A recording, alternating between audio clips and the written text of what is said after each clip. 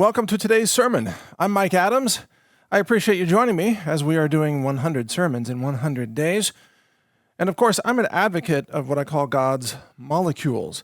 And these are natural medicines and vitamins and nutrients that are synthesized in plants through the power of God and creation and photosynthesis and Mother Nature and all that. It's incredible. I've talked about God's economy in the past versus man's economy, where man's economy is rooted in scarcity and limited resources, and everything is costly, and you have to pay a royalty for the medicine or the patent, the intellectual property of the medicine. Well, in God's economy, it's all based on abundance.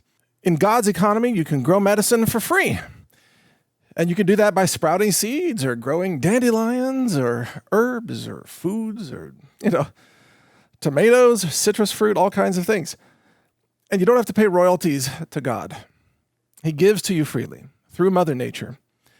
And the laws of botany or botanical physiology, the laws of chemistry, the laws of nutrition are expressions of the mind of God.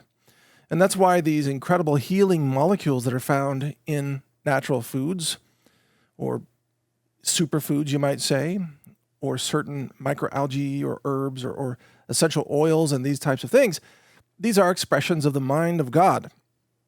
And thus, it's not surprising that throughout the Bible, we see many mentions of various herbs and foods and essential oils and substances. You may be familiar with, the three wise men, and what do they bring? Well, myrrh, among other things. We'll talk about myrrh, but there are many other foods and herbs mentioned in the Bible. And as this is a pillar of our teachings, I'm going to be conducting quite a few sermons based on the biblical recording of certain herbs, their known medicinal uses, and how they were used in the Bible to support life and health and nourishment, and sometimes survival. And in my home, I have a rather extensive library of books on nutrition and encyclopedias and reference guides, everything from herbal antibiotics to natural remedies, natural medicine from the garden, all kinds of things. But one of the books that I really treasure is by a man named James A. Duke, a PhD. And James Duke, he worked for the USDA Agricultural Research Service for many years. And I interviewed him many years ago. It might be 15 years ago. I'm not exactly sure when. I interviewed him then, and I was struck by the fact that he grew many of the herbs that he was studying and documenting on behalf of the USDA at the time. And I didn't know at the time that Dr. Duke, or James A. Duke, I didn't know that he was a spiritual man until later, when I found out about his book called Herbs of the Bible. And the word herbs is sort of loosely used there. It also means foods of the Bible. So herbs and foods and even superfoods of the Bible is the name of the book. And Dr. James A. Duke is also the author of Green Pharmacy. But in this book, Herbs of the Bible, he cites the scripture where the herbs and foods are mentioned so that we can go to those passages, chapter and verse, and we can read about those specific herbs and what they were used for. So in these teachings that I'm sharing with you, we're not teaching, let's say, a chapter of Scripture. And we'll start here, by the way, with Deuteronomy chapter 32, verse 10, which mentions apples. As simple as that sounds, there's a lot more to it. Apple of his eye. It's more than just a saying. But Deuteronomy 32:10, of course, this was the second set of laws that God was laying down for the Israelites who kept violating God's laws, and there were so many problems, and the whole civilization that was supposed to be obedient to God was most often not very obedient to God. And so God had to lay down all kinds of laws, in Leviticus and Numbers and Deuteronomy and so on. And so When it comes to foods, though, foods and superfoods are the blessings that God grants civilizations or societies, and grants them these substances in large numbers when those societies are obedient to the laws that God has laid down. And of course, in the Old Testament, which is what we're talking about here, God had to be very, very specific with all kinds of rules that perhaps today we would think that those might be assumed, like, don't eat food from a bowl of other rotten food, or if there's a bowl with rotten food, don't use the same bowl for fresh food, things like that might sound funny to you and I, like, well, of course you're going to wash the bowl, right? But God was laying it out for people, especially in Leviticus in that case, just saying, here are the things, here are the rules that you need to follow in order to be healthy, to be obedient to God, and God is looking out for your best interests. So please follow these rules. And of course, what happened in history is that very often the Israelites turned against God and they made their own laws. And sometimes certain factions of certain family members and so on, they would make their own laws, or of course, the Babylonians and so on. They would make their own laws, not obedient to God, and then God would unleash all kinds of, horrific things, plagues upon the Pharaoh of Egypt, set my people free, or we will, destroy all your crops and all your cattle, and the rest of the story. So remember this, that abundance from God's point of view, at least as described in the Old Testament, abundance includes natural medicine abundance of the molecules, what I call God's molecules that are found in the foods, the herbs, the fresh vegetables, and so on. But when you turn against God, then you lose your crops. You lose this source of wealth and nourishment. And I find it interesting that so many Christians today, they don't talk about God's molecule. They don't talk about the natural medicine that's found in all these amazing plants and herbs and foods. So what we're going to talk about today is known as apples, but Dr. James A. Duke is quite an academic. He studied the Old Testament, he studied all of Scripture, but also he studied nutrients and herbs and fruits and so on. And what he reminds us is that the word apple probably meant apricots. So as Scripture was translated, and in some cases the term apple was used almost generically, or the word fruit was used to encompass lots of different types of fruits, but in the Bible they would just say fruit, especially in the Old Testament. But some of those fruits would have been apples. Some of those fruits would have been pomegranates or figs or oranges or even apricots, or some people pronounce it apricots. And James Duke points out in his book that apricots are still known in Cyprus as, quote, golden apples. Isn't that interesting?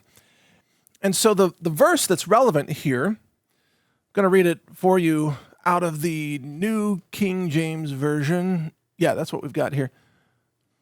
And remember that God is laying down the law to the Israelites, many of whom had turned against him. So let me give you a little bit of context here. We're going to start with verse 7 of Deuteronomy chapter 32. Remember the days of old. Consider the years of many generations. Ask your father, and he will show you, your elders, and they will tell you. When the Most High divided their inheritance to the nations, when he separated the sons of Adam, he set the boundaries of the peoples according to the number of the children of Israel. For the Lord's portion is his people. Jacob is the place of his inheritance. He found him in a desert land and in a wasteland, a howling wilderness. He encircled him, he instructed him, he kept him as the apple of his eye. And there's the word apple, which of course is used metaphorically here. As an eagle stirs up its nest, hovers over its young, spreading out its wings, taking them up, and so on. And so it's talking about the support that the Lord gave to Jacob. But part of that support is also fruit. So the word apple here is not just used metaphorically. It's also that you have to have nourishment, you have to have food and bountiful yields of various crops in order to have a civilization. But as Dr. James Duke writes, that based on prevailing scholarship studying the Bible and the civilizations of that time, apples as we know them today were actually not indigenous to the Mediterranean. Especially during the time of the Old Testament, they were not there. They didn't have apples. And so they referred to apricots as apples, and apricots are native to China. And so apricot seeds were, of course, transported to the Mediterranean. Apricots, quote, have long been abundant in Israel and were most probably introduced in biblical times. But it would be weird to say the apricot of one's eye, and so the saying has become the apple of his eye. Now, why is this relevant to God's medicine? Because apricots contain kernels. Obviously, the term apricot kernels refers to those. And apricot kernels contain a compound known as laetrile, or you may have heard it referred to as vitamin B17. Now, that was a designation given to it by man. You know, God doesn't refer to his nutrients as vitamins, certainly not with numbers. But laetrile, as Dr. James Duke writes, these are compounds, quote, that can either cure or kill depending on dosage. And in addition, the kernels produce an edible oil that's sometimes used as a substitute for almond oil. Dr. Duke warns that the apricot kernel is toxic because it contains prussic acid or hydrogen cyanide, and then he refers to the laetrile-like compounds. But we've learned a lot about apricot pits since then, and laetrile and vitamin B17. We'll talk about that in a second. But a couple more quotes here. Dr. Duke also quotes from Solomon, an apple a day keeps the doctor away, but saying in biblical days, Solomon said, quote, comfort me with apples for I am sick. So that's kind of like the Old Testament version of an apple a day keeps the doctor away.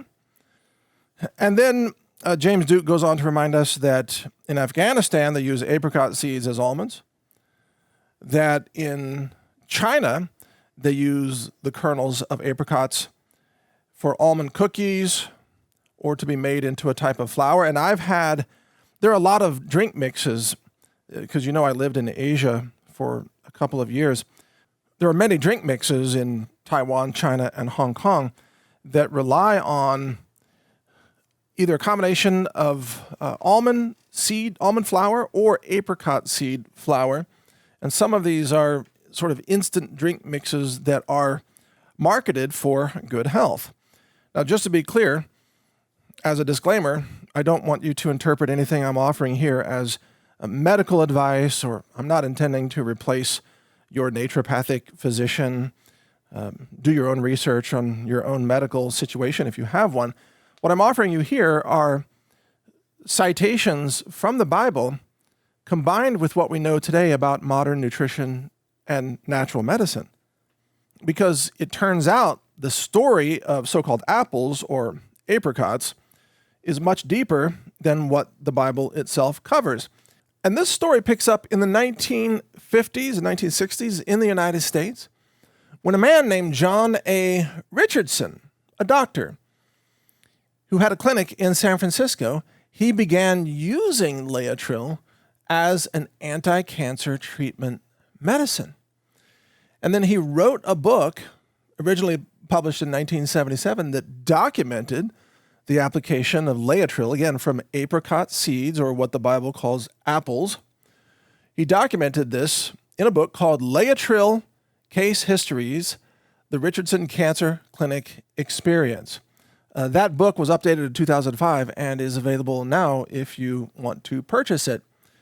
And then one of his friends was G. Edward Griffin, who's also the author of The Creature from Jekyll Island, who writes about the formation of the Federal Reserve in 1913. Well, G. Edward Griffin also wrote another book about laetrile. It was called World Without Cancer. That book is one of the first books that I ever read on health and nutrition. And in that book, as G. Edward Griffin lays out, with the help of Dr. John Richardson, by the way, he lays out the very compelling case that cancer tumors can be selectively destroyed in the body by the laetrile that's found in apricot seeds. The same laetrile that is toxic at high doses, and this is why you shouldn't just grab a handful of apricot seeds and, chow down, and they taste quite strong anyway. Your mouth will tell you to spit them out probably. But some people, and again, this is not medical advice, I'm not your doctor, so please don't take this in that way. But some people, well, I should say many people, have used apricot kernels as a form of natural medicine in order to prevent or treat, with the help of naturopathic physicians, they have treated various diagnoses of cancer. And laetrile has been described as a kind of naturopathic chemotherapy. It is apparently very toxic or cytotoxic to cancer cells, but at the proper dose, it is not toxic to the rest of the body. So there's something about laetrile, and I don't know all the chemistry offhand, but there's something about laetrile that attracts it to cancer tumors and cancer cells, where it destroys those cells. The cells take up the toxic components of the laetrile compounds, and then those cells end up, killing themselves off, while the rest of the cells in the body are okay. But then again, if someone were to take in a massive dose of this, they could actually kill themselves. They could kill the whole body. In fact, there's a warning in this book by Dr. James Duke. It says, warning, a double apricot kernel is said to be enough to kill a man. It says, if eaten in excess, apricot fruit, this is talking about the fruit, is believed to harm the bones and muscles and to promote blindness and falling hair and to numb mental facilities and to injure pregnant women. And that's talking about the fruit, the apricot fruit. So I do want to encourage you once again, be cautious with what you're taking in, especially if you're pregnant or expecting to become pregnant. So be cautious about things, and also know what you're doing and get good guidance from a naturopathic physician who knows this subject. Now, James Duke goes on to say that, quote, apricots are said to be a folk remedy for cancer. And he says that after chewing sweet apricots, Tibetans apply them for eye disorders. And a paste obtained by crushing sweet apricot kernels is used for inflammation of the eyes. And in Chinese medicine, fruit of the bitter almond is useful in heart disease. So I don't happen to know the Chinese name of this herb. I do know a few of the other Chinese herbs names in Mandarin Chinese, like du zhong, for example, which is a fantastic herb for kidney health. But bitter apricot kernels are one of the ingredients that's used in traditional Chinese medicine herbal formulas, or TCM. So if you go visit a TCM practitioner, which is a very enlightening experience, often, by the way, very helpful experience, they will conduct things such as looking at your tongue, which makes a lot of sense because the condition of your tongue is a microcosm of what's going on in your body, especially with your cardiovascular system. They will also feel your pulse and do a pulse analysis. And a pulse analysis is not just counting your heartbeats, which is mostly how Western medicine looks at your pulse. It's just a number. But in Chinese medicine, there are qualities to the pulse. There's a quality on the leading edge of the pulse, the side that's beginning the beat or conducting the beat. And then there's a quality on the falling side of the beat. And then there's a quality of what happens between the beats. And it's really remarkable that an experienced traditional Chinese medicine practitioner can tell more about your health in less than 5 minutes, feeling your pulse, than an MRI machine typically, especially for cardiovascular related issues. So TCM practitioners know about the healing properties of apricot kernels. But if you know anything about traditional Chinese medicine, You also know that they don't give you isolated molecules in strong or high doses. For example, the herb ephedra, which is called ma huang in Chinese medicine. And this is a stimulant, and it can increase heart rate. Well, a few years ago, many years ago, there were Western nutritional supplement companies that were bottling ma huang herb, or just ephedra. They were bottling it as weight loss drugs and encouraging people to take 6 or 8 pills, and those people would have, heart palpitations, and I think a couple of people died. And then the FDA jumped on that and used that to ban ma huang from the United States, which is crazy because it took it out of traditional Chinese medicine, where ma huang is part of a formula that is highly effective against pandemics. Yes. But you see, in traditional Chinese medicine, they know to use these in balance, not to just give somebody a superdose of one isolated molecule. And even in the Bible, when it says to eat the fruit, it's saying to eat the whole fruit, eat the whole food, not to take an extract of one molecule and then hyperdose on that one molecule. That's where toxicity comes into play. A great example of that is the coca plant that is widely grown in Central and South America. Coca leaf tea is commonly served in countries like Peru. And when I visited Peru many years ago and we were climbing up to Machu Picchu, which you had to cross this mountain range at very high elevation. It was about a 1-week hike, by the way. And we were up at around, 14,000 or 15,000 feet elevation, going through a pass called Dead Woman's Pass. I wonder how it got that name. Well, it turns out that if you want to make it through Dead Woman's Pass and not become a dead man or woman, you may need coca leaf tea. And in fact, coca leaf tea is simply a water concoction of the coca plant. And coca leaf tea is routinely served in the hotels and the restaurants in Peru, in various cities like Lima or Cusco and so on. And it's not illegal. It's not crazy. Nobody gets addicted to coca leaf tea. But if you're going to hike up 14,000 feet and try to not die, then it turns out that the energy, the stimulation and endurance of the coca leaf plant, when used in its full spectrum miracle, right? It's not just, let's say, cocaine, which would be the isolated extract. It's all kinds of natural nutrients and minerals and vitamins that work in conjunction with each other to provide support without toxicity. And this is one of the big differences between natural medicine versus Western medicine, of course. Western medicine likes to take extracts out of plants and turn them into very potent, but often sometimes very dangerous drugs. Or in the case of coca leaves, the coca plant, it is highly processed into cocaine and then used as an illegal recreational drug, obviously all over the world.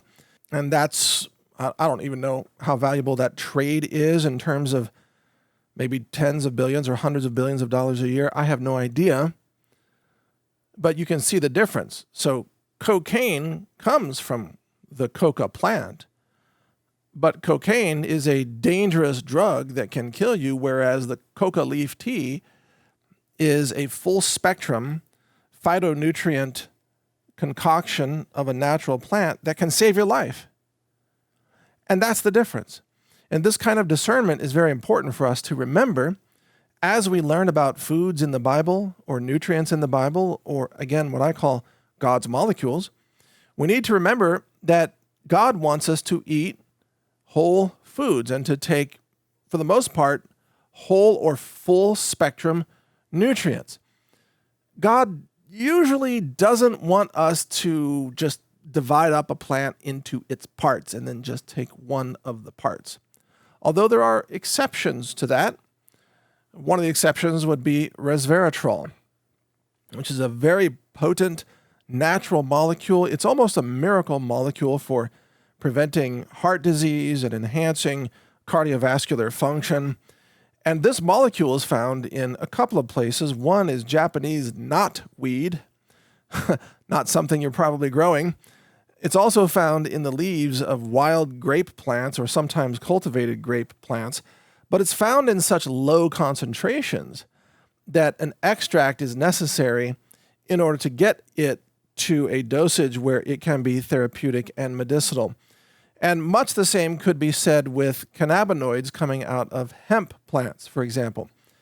There are carbon dioxide extractions from hemp that can then concentrate certain cannabinoids, CBDA being one of them. It's known as cannabidiolic acid, and it's a very fragile molecule. It can be broken down by simple heat. If you just leave it in your car, it'll break down CBDA into CBD, which is not nearly as beneficial. But CBDA, when extracted appropriately from the hemp plant, can be incredibly therapeutic. So there are exceptions to this general rule, but as a rule of thumb, be cautious, especially when there is toxicity associated with any single molecule or any single, mineral or nutrient coming out of a plant. Be very cautious and understand that the most natural form is the whole form, to eat it as part of a food or an herb in its whole form. Now, one of the things that we have also learned since the days of the Old Testament is that fruits also tend to bind with dietary toxins, and they help ferret those toxins out of your body through your digestive tract. And I actually did quite a bit of research in this area using the mass spec laboratory that I founded, and I have a couple of patents on file with the U.S. Patent Office, and one of those patents is called heavy metals defense. And it describes a method of combining certain ingredients, it's all listed in the patent, in a way that absorbs lead, arsenic, mercury, and cadmium, and other metals as well, other toxic elements. It absorbs them, or really locks onto them, and then it allows those to just be moved through your body and eliminated with regular bowel movements. And one of the most interesting things that I found in this research, which was entirely unexpected, is that the most powerful fruit fiber for achieving this effect. Now, step back for a moment. You probably know that pectin, that's a type of fruit fiber. Many people talk about pectin for eliminating radiation that might be in food that you consume, and that's true. Many people talk about grapefruit seed fibers or extracts. That's a completely different topic, but any kind of the citrus fruit fibers are very good in terms of functioning as a method of sweeping toxins out of your digestive tract. Now, remember, just because you eat something doesn't mean it's absorbed in your blood. If the food that you're consuming can latch onto it and then sweep it out of your system, then it never goes into your blood and you're able to eliminate it.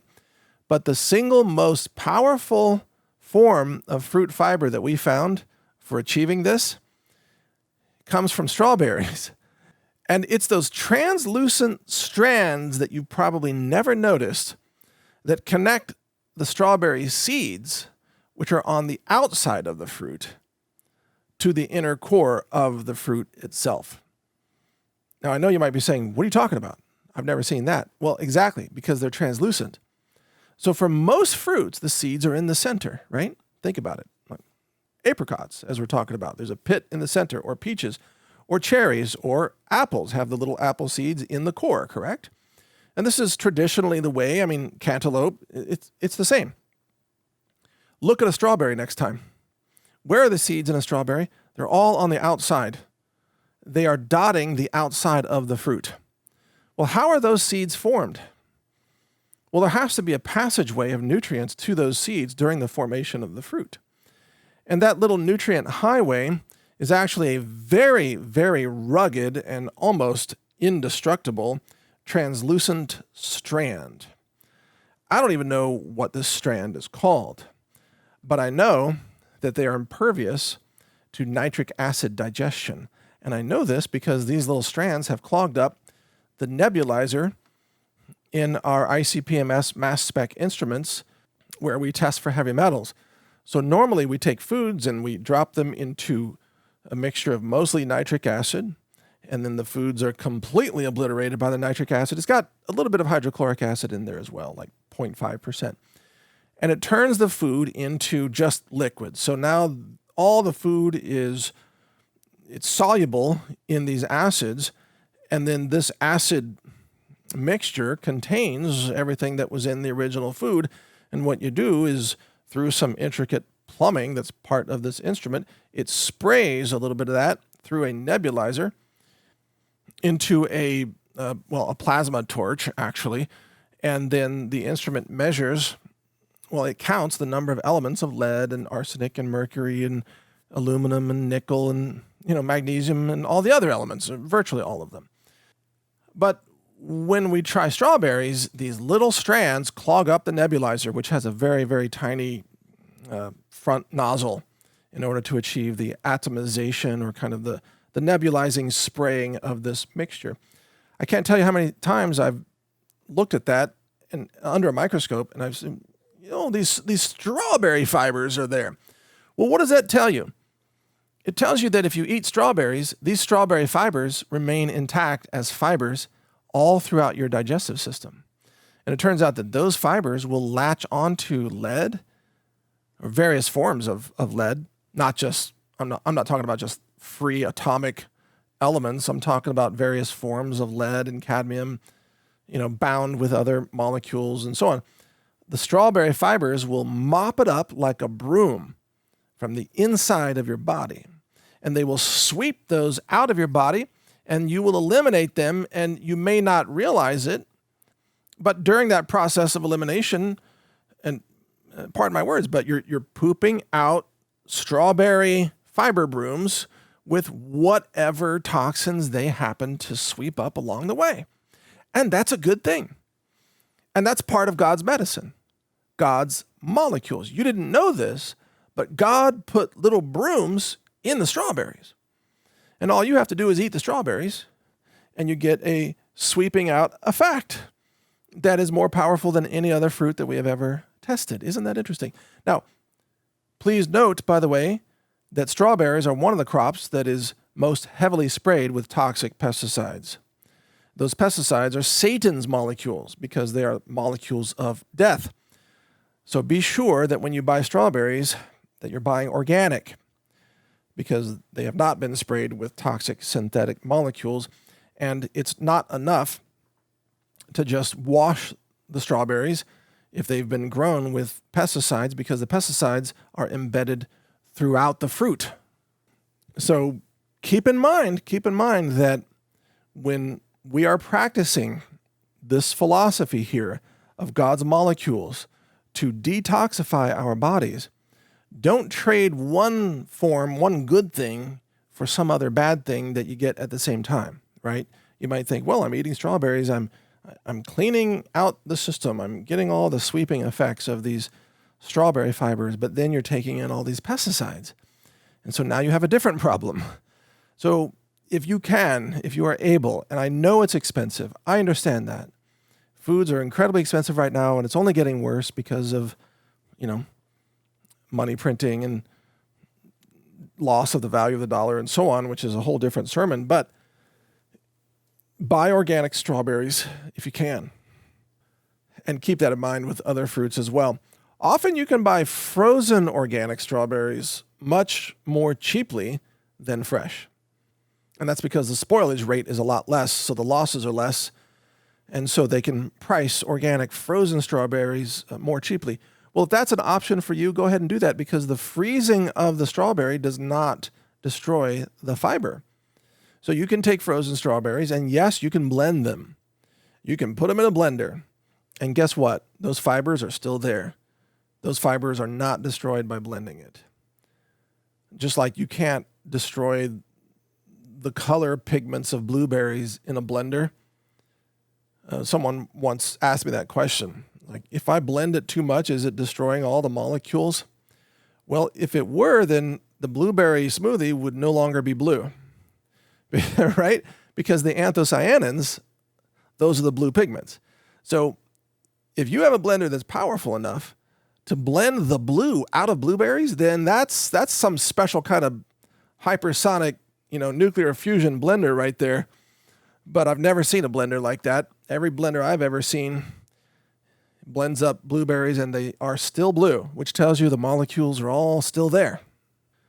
And by the way, compared to the size of the blade, these molecules are tiny anyway. The strawberry fibers are much larger than anthocyanins, of course. I mean, thousands of times larger. The fibers could theoretically be cut by a blender blade, but it would just make shorter segments of fibers that still function like a broom. So don't be afraid to blend up fruits and buy frozen fruits as long as they're organic and use them in your smoothies or in your meals or what have you, because they are a form of natural medicine. So we're going to be talking about this quite a bit more. Many upcoming sermons will focus on various foods and herbs and superfoods in the Bible. And I'll bring in my experience as a food scientist and a published laboratory scientist who's developed methods for the quantitation of cannabinoids, for example, using mass spec instrumentation, or some of my observations about fruits or foods and testing them and which ones resist digestion and nitric acid. Hey, here's one more note along those lines. You're aware that you have stomach acid, probably, and stomach acid consists of a very tiny amount of hydrochloric acid. But did you know that your stomach acid is incredibly weak? Shockingly so. A few years back when I was working on that patent, I wanted to build a digestion simulator. And so I had to look up how to make stomach acid. And it turns out that stomach acid is, I couldn't believe how weak it was. A little bit of hydrochloric, mostly water, and it barely dissolves anything, it turns out. So if you take foods and just put them in a vial of, let's say, stomach acid or hydrochloric acid, you can swish them around for hours. It doesn't do much. It doesn't break them down much at all. Now, there's more to your digestive tract, of course, as it continues on. Then there's a lot of bile that comes into play, and there's bacteria in your gut and so on. But if you're having difficulty with digestion, please understand that the hydrochloric acid in your stomach is not as strong as you may have thought it was. You do need probiotics, you do need enzymes, and this is why it makes sense to consume raw fruits and vegetables so that the digestive enzymes remain intact in that case. And that's why it's also not a great idea to consume homogenized milk. Because if you go out and buy milk, cow's milk, let's say, and mostly in the stores, it's pasteurized and it's homogenized. And the homogenization artificially modifies the fat molecules in order to make sure that the fats don't separate from the rest of the milk, which makes it easier to sell, has a better shelf life, it looks better for consumers. But that's not the way milk was meant to be consumed. That's not the way milk comes out of the cow to nourish the baby cow. So the way God intended milk to be consumed is raw milk, fresh milk, non-homogenized, non-pasteurized. So isn't it interesting that in many states like Pennsylvania, the government is at war with the raw milk farmers? They don't want you to sell raw milk. They will say that's dangerous. It's so dangerous to have raw milk. It might have pathogens in it. It might have all kinds of critters in it. You need to buy this heavily processed, pasteurized, homogenized milk, which is not natural. And perhaps in another sermon, we can talk about the differences in more detail. But God's milk would be the milk that comes from the mother, or in the case of humans, it would be mother's milk, breast milk. That's God's milk. Or in the case of bovine milk, it would be the milk that comes straight out of the cow, fresh, raw milk. Satan's milk, if you want to put it this way, would be modifications of God's milk that alters the molecules into a way that makes them, in some cases, toxic. So in every food or in every crop, even if you start with God's molecules, there's a way for satanic forces to alter it and make it deadly or dangerous. At the same time, since we're covering apricot kernels today, it's also important to understand that even in God's molecules, there's a dosage boundary that's very important to pay attention to, because some of God's molecules are cytotoxic to cancer cells at certain low doses, but can become more cytotoxic to healthy cells at very high doses. So in other words, you ever heard the saying, the dosage is the poison?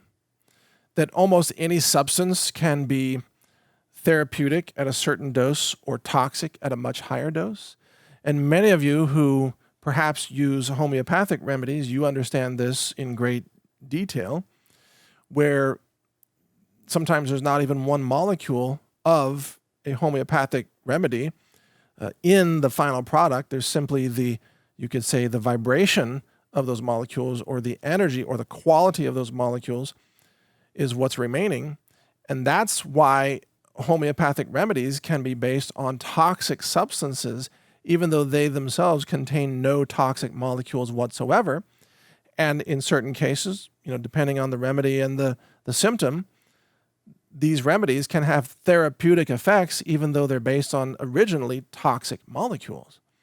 So we have to have discernment in all of this. We must be wise. We must be cautious. We need to know what we're doing. And it's always good to get help from a qualified naturopathic practitioner if you have health questions. And as always, don't listen to this sermon and just think that I'm your doctor and I'm telling you what to take and how much to take, because that's not the case.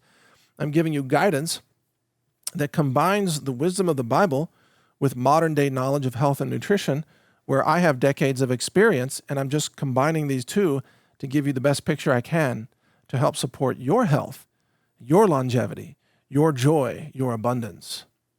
So that's today's sermon, and we will have more like this. We'll be talking about specific foods or specific substances that can be therapeutic.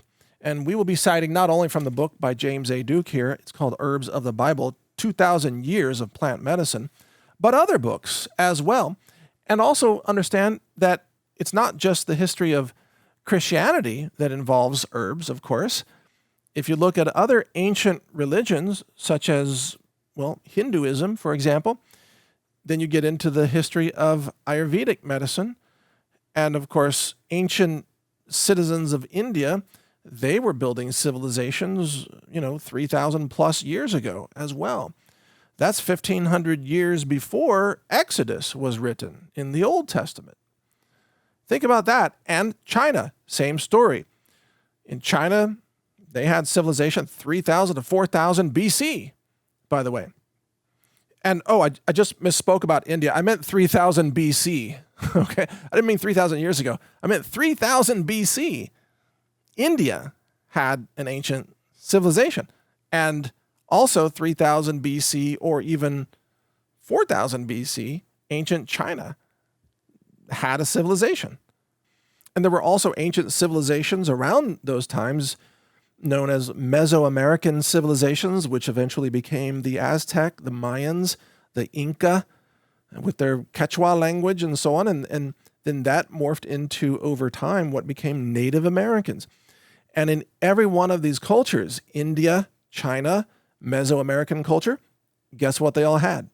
They all had systems of medicine based on plants. Every one of them. And then in those cultures, of course, especially in Hinduism and in India, then those plants and those medicines became very tightly integrated with their faith, their expressions of religion.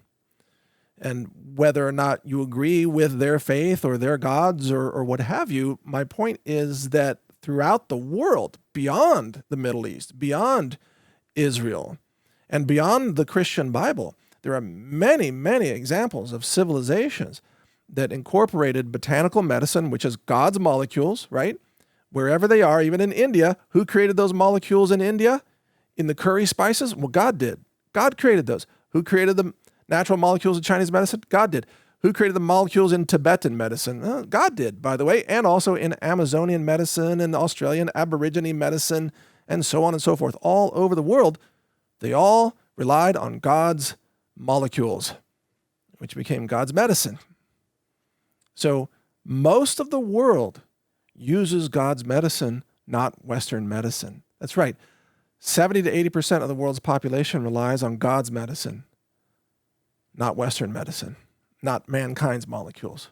So think about that. And this is why understanding God's medicine is so crucial for us and for the future of human civilization, because Western medicine has proven that it is highly toxic, it is very deadly, and it is rooted in deception and profits, where God's medicine is rooted in abundance and freedom and health and love, by the way. Instead of greed, a big pharma greed, vaccine industry greed, health insurance greed, all that. God just gives you the medicine for free and says, here it is. Just walk out into the field, walk into the forest, check it out. It's all out there for free if you are wise enough to recognize it. And that's what we're trying to accomplish here, is to just bring you the wisdom so that we can recognize the natural healing molecules that are all around us. Sometimes they're just called apples. Sometimes they're just called seeds or sprouts or whatever. It's medicine from God. So thank you for listening today. I'm Mike Adams, and of course we have 100 sermons here in 100 days. So please listen to the other sermons. You will find, I hope, a lot of inspiration and wisdom. Note that none of these sermons are commercial. There are no ads. There are no product plugs. There's no ask of anything from you other than to listen and learn and share. And if you'd like to support these sermons, then please just share them with people.